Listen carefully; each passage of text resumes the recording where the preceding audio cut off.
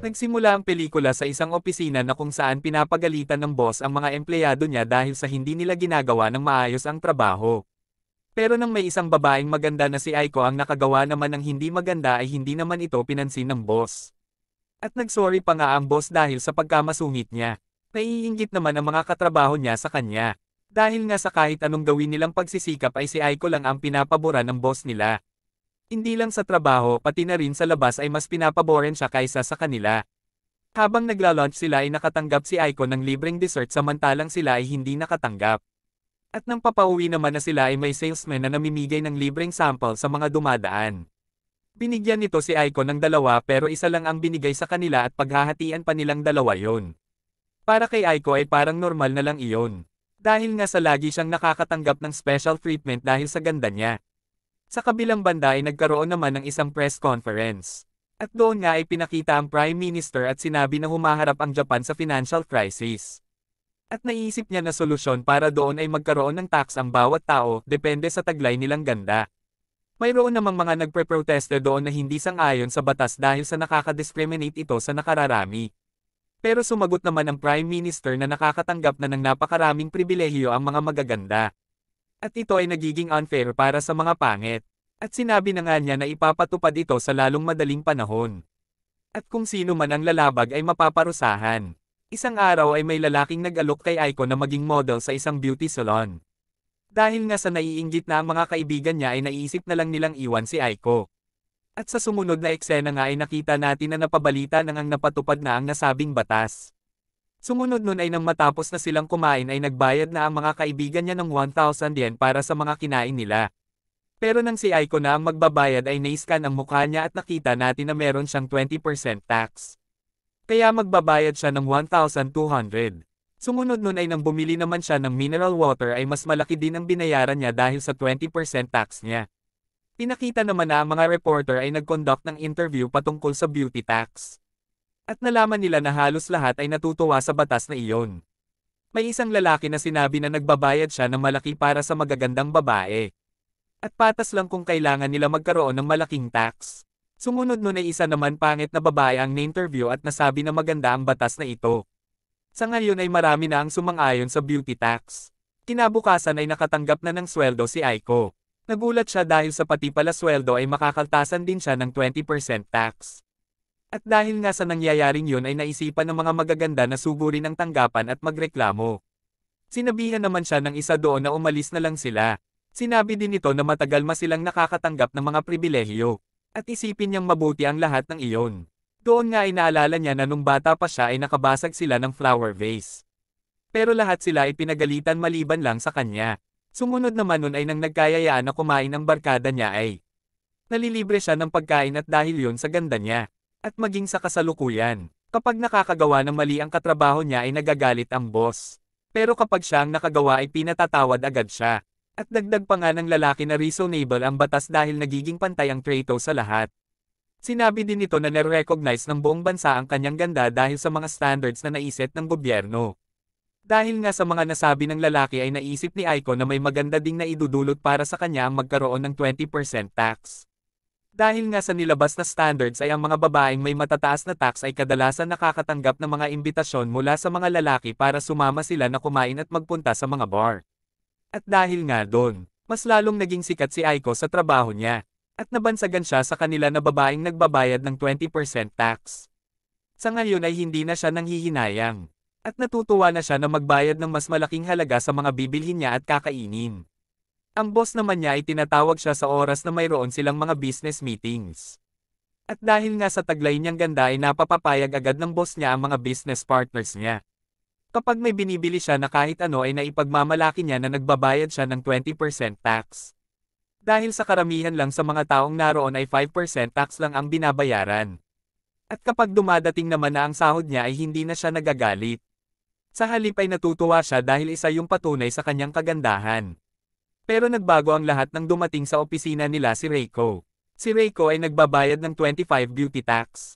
Dahilan para mas pansinin nila ito dahil sa mas maganda ito kay Aiko.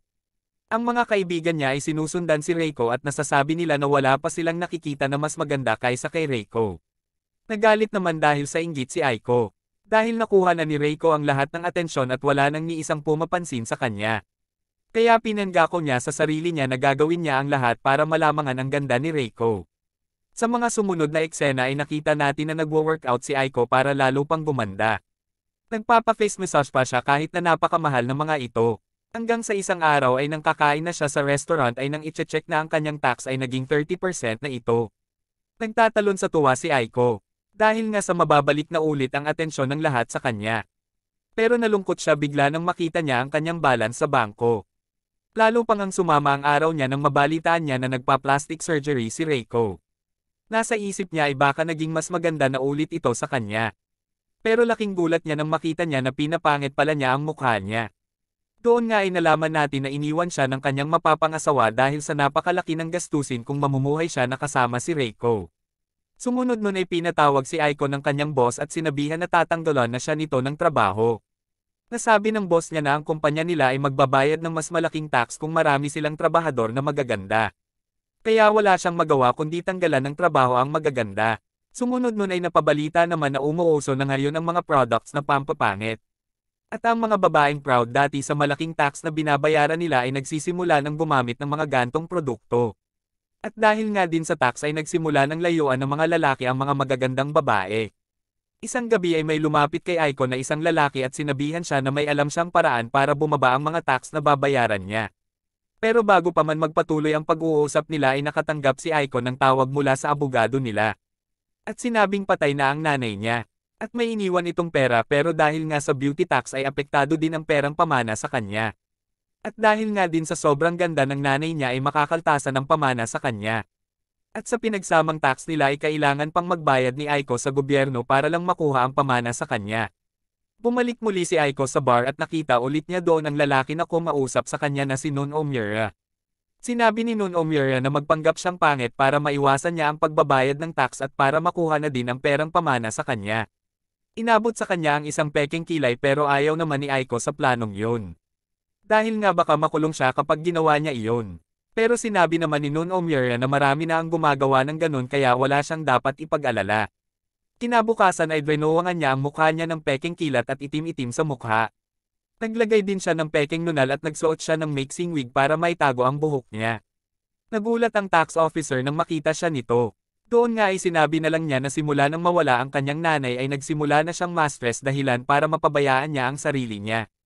Nang maska naman na siya ng scanner ay nag-error ito. Dahilan para makuha niya ang pamana ng nanay niya nang walang binabayaran. Tuwang-tuwa naman si Aiko dahil sa nangyari. Dahil nga sa naisip niya na nalutas na ang problema niya. Tinawagan niya si Nun Omura at kwinento ang nangyari. Nai-congratulate naman siya nito at sinabihan siya na nais niyang ipakilala siya sa kanyang mga magulang. At kailangan nitong magpaganda. Akala naman ni Aiko na interesado talaga sa kanya si Nun Omura. Pinakita na nga na nag-aayos na si Aiko para sa napag-usapan nila ni Nun Omura. Pero bigla na lang may kumatok sa pinto niya. At nang pagbuksan niya ito ay agad siyang pinusasan ng mga pulis dahil sa pagpapanggap niyang pangit para makaiwas sa tax. Sinabihan siya ng pulis na si Nun Omura ay isang marriage swindler at ang tanging habol lang sa kanya ay ang kanyang nakuhang pamana. Dahil doon ay nakulong siya ng 2 taon. At ang tanging kasama niya sa selda ay isang babae din na nagpanggap na pangit para makatakas sa beauty tax. Doon nga ay nasabi niya na sana ipinanganak na lang siyang pangit. At kung sana ay nagkaroon siya ng panggang ilong ay baka hindi siya makukulong dahil sa pagiging maganda. Pero nai-comfort naman siya ng kasama niya sa selda at napalakas nito ang kanyang loob. Makalipas ang 2 taon ay nakalabas na siya ng kulungan at napagpasyahan niyang magpapakabuti na siya at gagawin niya ang lahat para mapasaya ang sarili. Maya-maya ay nakakita siya ng isang batang umiiyak dahil nalaglag ang kinakain nito. Nilapitan niya ito at sinabihang wag nang umiyak at papalitan na lang niya ito. Nang magbayad na siya ay nagtaka siya kung bakit sinoli ng tindero ang ilan sa binayad niya. Sinabi nito na hindi na siya ganun kaganda para sa 30% na beauty tax. Maya-maya pa nga ay may 2 bata ang lumapit at sinabihan siyang pangit. Dahil doon ay naguluhan siya dahil sa isip niya ay maganda pa rin naman siya. Pero doon natin nalaman na sa loob ng 2 taon na nasa kulungan siya ay nagbago na pala ang standards kung ano ang basehan ng pagiging maganda. At dahil nga sa mas pinabura ng mga lalaki ang mga pangit dahil sa beauty tax. Naging mas popular ang mga pangit at sila na ngayon ang kinikilalang magaganda. Nagulat siya sa nalaman. At nang ibibigay na niya ang ice cream sa bata ay tinanggihan niya ito at sinabihan siyang pangit. At dyan na nga nagtatapos ang pelikula natin para sa araw na ito. Maraming salamat sa panunood.